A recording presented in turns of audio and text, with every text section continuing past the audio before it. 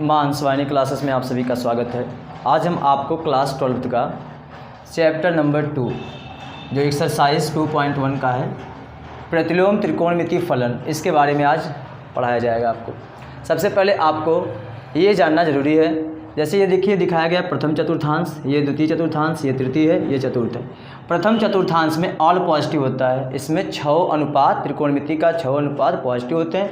इसमें साइन और cosec positive होता है और इसमें टेन और कॉट पॉजिटिव होता है और इसमें कॉस और सेक पॉजिटिव होता है। यहाँ पे देखिए 0 डिग्री है, फिर उसके बाद हम ऐसे चलेंगे 90 हो जाएगा, 90 को π/2 भी बोलते हैं। फिर यहाँ पे है 180 180 हो गया, इसे पाई बोलते हैं। यहाँ पे 270, इसे 3π/2 बोलते हैं। फिर उसके बाद हम यहाँ चले आएंगे, फिर 90 आ जाएंगे तो हो जाएगा 360, जिसे बोलते हैं 2π। ठीक है, आपको ये भी जानना जरूरी है। उसके बाद आपको ये भी जानना जरूरी है कि मुख्य शाखा परिसर क्या होता है। जैसे साइन इनवर्स का मुख्य शाखा का जो परिसर होता है -π/2 से π/2 होता है। कॉस इनवर्स का मुख्य शाखा का परिसर 0 से पाई होता है। टेन इनवर्स का मुख्य शाखा का परिसर -π/2 से π/2 होता है, लेकिन इसमें 0 नहीं होता है, इसलिए देखिए यहाँ पे -0 है। ठीक है, उसके बाद कॉट इनवर्स का जो मुख्य शाखा का परिसर होता है 0 से पाई होता है, लेकिन इसके बीच में जो 90 आएगा, 90 देखिए नहीं लेना है, इसलिए यहाँ पे -90 है। फिर उसके बाद सेक इनवर्स का -π/2 से π/2 होता है। कॉसेक इनवर्स का 0 से पाई होता है। ये याद करना जरूरी है इस एक्सरसाइज के क्वेश्चन को लगाने के लिए। ठीक है, सबसे पहले हम ये देखते हैं, आपको बताते हैं कि इनवर्स का मतलब क्या होता है। इनवर्स का मतलब, जैसे ये अगर मान लीजिए दे दिया गया है साइन थीटा बराबर मान लीजिए दे दिया गया बीटा, तो यहाँ पे थीटा बराबर हो जाता है, ये यहाँ से जो साइन है वो इधर लिखते हैं तो वही इन्वर्स के फॉर्म में हो जाता है साइन इन्वर्स बीटा। अगर ये ऐसे दे दिया गया है साइन थीटा बराबर 30 डिग्री, तो हम इसे ऐसे भी लिख सकते हैं थीटा बराबर साइन इन्वर्स 30 डिग्री। ठीक है, तो जो अगर यहाँ पे एंगल के फॉर्म में है साइन, तो इसको जब इधर भेजते हैं तो वो इन्वर्स हो जाता है। और इस इन्वर्स को अगर ये इस तरीके से दे दिया गया है साइन इन्वर्स x, तो हम इसको ये नहीं लिख सकते हैं कि, देखिए इसको ये नहीं लिख सकते हैं इस तरीके से। क्या नहीं लिख सकते हैं? इसको इस तरीके से नहीं लिखा जा सकता है कि साइन x की पावर -1। ठीक ना, इसे ये नहीं लिखा जा सकता है, मतलब ये वाला इसके इक्वल नहीं है। और साइन स्क्वायर x अगर है तो बल्कि इसे ये लिखा जा सकता है, इसे ये लिखा जा सकता है, लेकिन इसे ये नहीं लिखा जा सकता है कि साइन x का स्क्वायर और इसका स्क्वायर। ठीक है, ये याद रखिएगा। अब चलिए एक्सरसाइज का फर्स्ट क्वेश्चन बताते हैं आपको।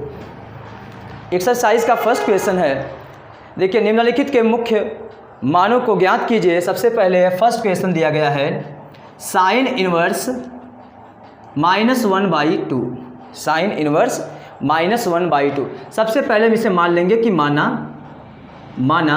y बराबर साइन इनवर्स -1/2। अब देखिए यहाँ पे इनवर्स है ना, इसका मतलब ये पहले यहाँ पे रहा होगा, जैसे भी बताए हैं साइन थीटा बराबर बीटा। इस तरीके से ये हो जाएगा साइन y बराबर -1/2। अब ये आपको सोचना है, अगर ये साइन में है तो इसको भी सोचना है साइन में ये कितने डिग्री का मान होता है, मतलब कितने अंश का ये कोण है। फिर उसके बाद ये बताना है, अगर ये कॉस में रहता तो इसको आप सोचते हैं कि कॉस में ये कितने का मान है।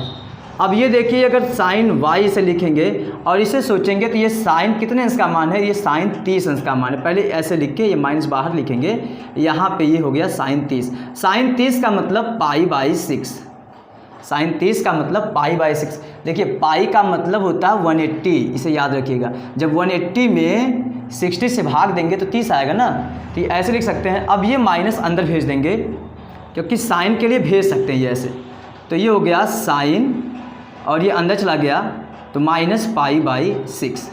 अब उसके बाद आप लिखेंगे कि साइन इनवर्स का मुख्य शाखा का जो परिसर होता है वो क्या है। अब लिखेंगे चूँकि साइन इनवर्स की मुख्य शाखा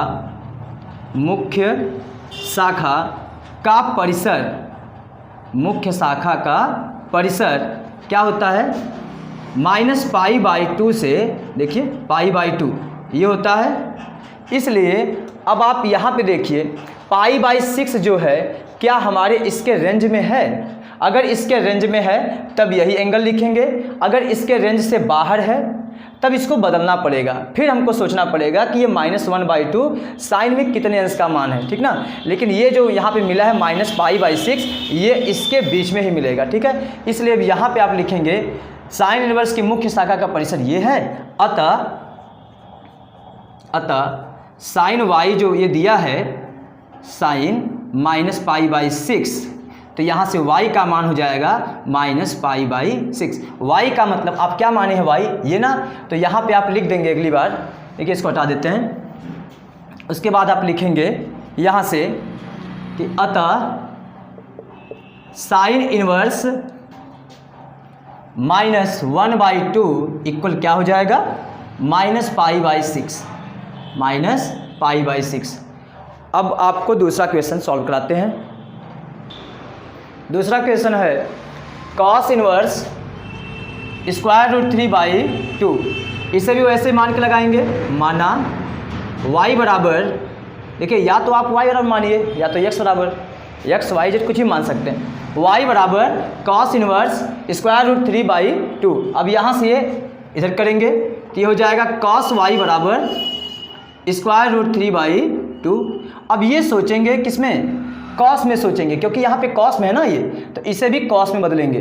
तो cos y बराबर, तो ये cos कितने अंश का मान होता है, देखिए ये साइन 30 का होता है, ये साइन 60 का होता है, cos 30 का होता है। cos 30 का मतलब π/6, cos 30 का मतलब π/6। अब यहाँ पे लिखेंगे आप cos इनवर्स की मुख्य शाखा का परिसर, मुख्य शाखा का परिसर। अब देखिए cos का क्या होता है, cos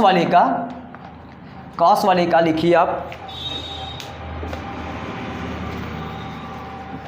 cos वाले का होता है 0 to π, ठीक है, होता है।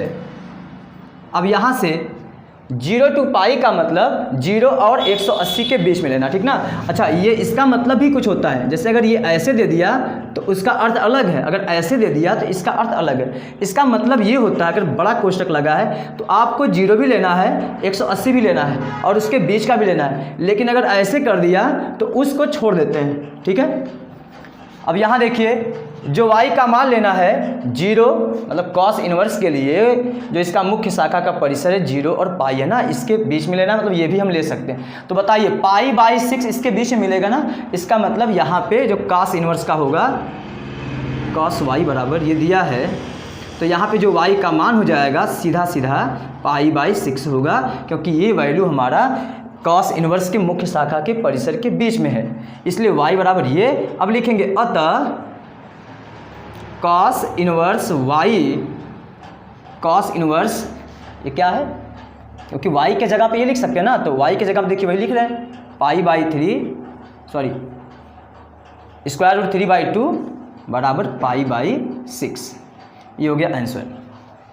Question number third cosec inverse 2, इसको भी मानेंगे, माना y बराबर कॉसेक इनवर्स 2, तो यहाँ से हो जाएगा कॉसेक y बराबर 2। अब इसे लिखेंगे कि ये कॉसेक कितने अंश का वैल्यू होता है, तो बताइए ये साइन कितने अंश का वैल्यू होता है, साइन में 1/2 जो होता है ये π/6 का होता है, ठीक है। तो कॉसेक के लिए 2 जो होगा वो भी π/6 के लिए होगा, तो यहाँ पे लिखेंगे कॉसेक π/6।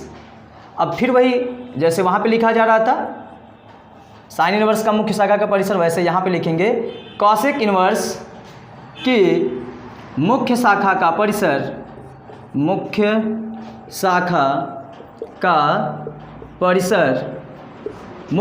का परिसर क्या होता है इसका 0 to नहीं, इसका 0 नहीं, इसका -π/2 से -π/2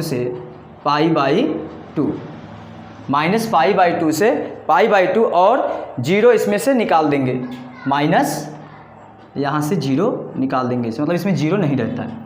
अब देखिए कॉसेक y इक्वल दे दिया है, मतलब हो गया ये कॉसेक π/6, तो ये π/6 है ये इसके मुख्य शाखा के बीच में आ रहा है, तो यहाँ से लिखेंगे कॉसेक वाई बराबर कॉसेक पाई बाई 6 जो है ये हमारा वाई का वैल्यू पाई बाई 6 हम लिख सकते हैं। अतः कॉसेक इन्वर्स क्या है 2 इक्वल क्या हो जाएगा पाई बाई 6 होगा। क्वेश्चन नंबर 4 देखिए, क्वेश्चन नंबर 4 है टेन इन्वर्स दिया था -√3। सबसे पहले इसको मानेंगे उसी तरीके से, माना y बराबर टेन इन्वर्स -√3, यहाँ से इधर आएगा तो ये हो जाएगा 10y इक्वल -√3। यहाँ पे 10 है, इसको सोचेंगे कि ये 10 में कितने अंश का वैल्यू है। ये हो गया 10y बराबर ये माइनस, ये देखिए 10 पाई बाई 3, ये हो गया पाई बाई 3 का वैल्यू। पाई बाई 3 का मतलब 60 डिग्री का मान है। तो यहाँ से लिखेंगे 10 इन्वर्स 10y इक्वल, इसे अंदर भेज सकते हैं -पाई/3।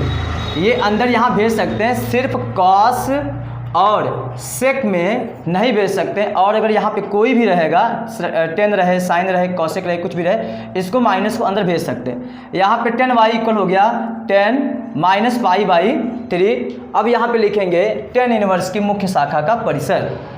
10 इन्वर्स की मुख्य शाखा की परिसर क्या होता है -पाई/2 से पाई/2, -पाई/2 से पाई/2। अब देखिए ये जो हमारा वैल्यू आया पाई/3 -पाई/3, इसके बीच में आ रहा है ना, मतलब इसकी शाखा के अंदर तो आ रहा है ना, इसके रेंज में है। तो हम यहाँ पे लिखेंगे अतः 10y इक्वल 10 -पाई/3, यहाँ से हो जाएगा y इक्वल -पाई/3। अतः y को क्या माने हैं 10 इन्वर्स -√3 इक्वल होगा हमारा -पाई/3। ये हो गया क्वेश्चन नंबर 4। क्वेश्चन नंबर 5 देखिए। अब क्वेश्चन नंबर 5 है कॉस इन्वर्स -1/2 दिया था, इसको भी वैसे मानेंगे, माना y बराबर कॉस इन्वर्स -1/2, यहाँ से हो जाएगा कॉस y इक्वल -1/2। अब ये सोचेंगे कॉस कितने अंश का वैल्यू है, ठीक ये वाला कॉस y इक्वल, ये देखिए माइनस पहले बाहर करते हैं और इसके बाद यहाँ पे सोचेंगे ये पाई/, कितने का है 3 का, क्योंकि ये है कॉस 60 अंश का मान। साइन 30 अंश का मान 1/2 होता है, लेकिन कॉस 60 अंश का मान 1/2 होता है। यहाँ पे लिख सकते हैं पाई/3। अब देखिए ये माइनस आ गया। अभी हम बताए हैं अगर कॉस और सेक के पहले माइनस है तो इसको अंदर नहीं भेज सकते हैं, ठीक है। अब ये देखिए माइनस में आ गया, जब इसे अंदर भी नहीं भेज सकते हैं तो ये कॉस के बराबर नहीं, तो y बराबर ये बोल नहीं पाएंगे क्योंकि यहाँ पे माइनस है। अब ये सोचेंगे कि इसका रेंज क्या है, कॉस इन्वर्स की मुख्य शाखा का परिसर, कॉस इन्वर्स की मुख्य शाखा का परिसर क्या होता है 0 to पाई होता है, मतलब 0 और 180 ये होता है। अब देखिए इसे यहाँ पे देखिए होता है 0, यहाँ पे 90, यहाँ पे 180, यहाँ पे 270, यहाँ पे 360 हो गया। अब ये वाला वैल्यू कॉस वाला इसमें प्लस में मिलेगा, पहले वाले में ऑल पॉजिटिव ही बताए हैं, दूसरे वाले में साइन और कॉसेक पॉजिटिव मिलेगा। इसका मतलब है दूसरे वाले में कॉस वाला माइनस मिलेगा। और हम देखिए रेंज के अंदर भी है, क्योंकि 0 यहाँ पे है, 180 यहाँ पे है, इसी के बीच में लेना है, मतलब इसी के अंदर ही लेना है।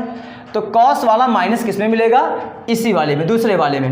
तो इसको बदलेंगे, इसको देखिए कैसे बदलेंगे, कॉस वाई इक्वल, यहाँ पे हम लिख सकते हैं कॉस का माइनस में इसमें मिलेगा दूसरे में, तो पाई का मतलब होता है 180।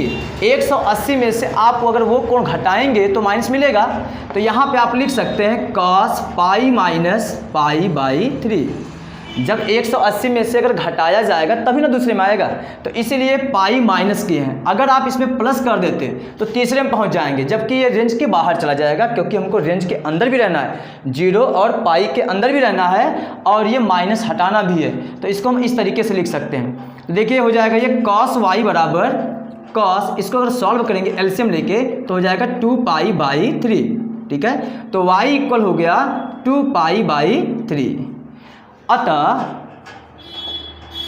y के जगह पे क्या लिखेंगे, वही ऊपर वाला cos इनवर्स -1/2 इक्वल ये हो गया 2 पाई बाई 3।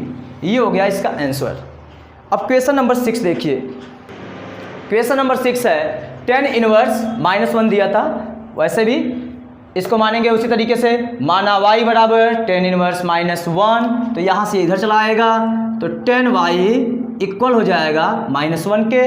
अब ये सोचेंगे जो 1 दिया है ये 10 में कितने अंश का वैल्यू है, तो tan y इक्वल, पहले देखिए ये माइनस को बाहर, उसके बाद 1 के बारे में सोचेंगे कि 1 ये 10 में कितने अंश का वैल्यू है, तो ये होता है 10 पाई बाई 4 का, 10 पाई बाई 4, क्योंकि 45 अंश का होता है ना, तो इसे पाई बाई 4 लिख सकते हैं। तो यहाँ से देखिए इस माइनस को यहाँ भेज सकते हैं, किसके, केवल cos और sec में नहीं भेज सकते, और सबके लिए माइनस को अंदर भेज सकते हैं।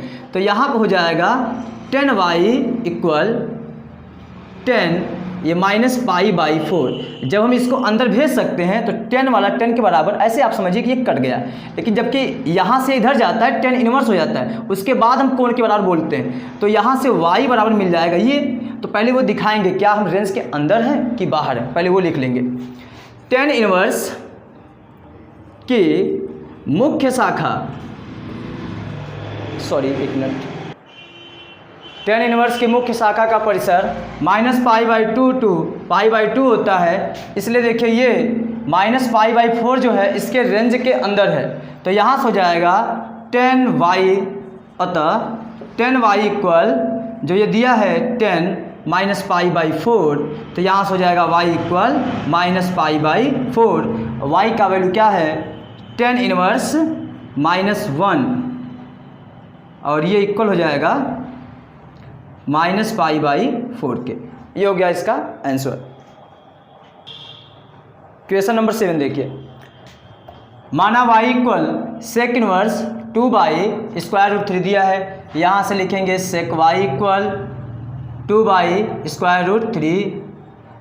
फिर इसे ऐसे लिख सकते हैं कि ये sec कितने अंश का वैल्यू है, तो यह है sec π/3 का, सॉरी π/6, क्योंकि 30 का है ना ये, π/6। अब यहाँ पे जो tan इनवर्स लिख रहे थे, अब यहाँ पे क्या बोलेंगे, sec इनवर्स की मुख्य शाखा का परिसर, इसका देखिए जो परिसर होता है 0 to पाई, और इसमें -π/2 नहीं लेंगे, -π/2 नहीं होता है, ठीक है।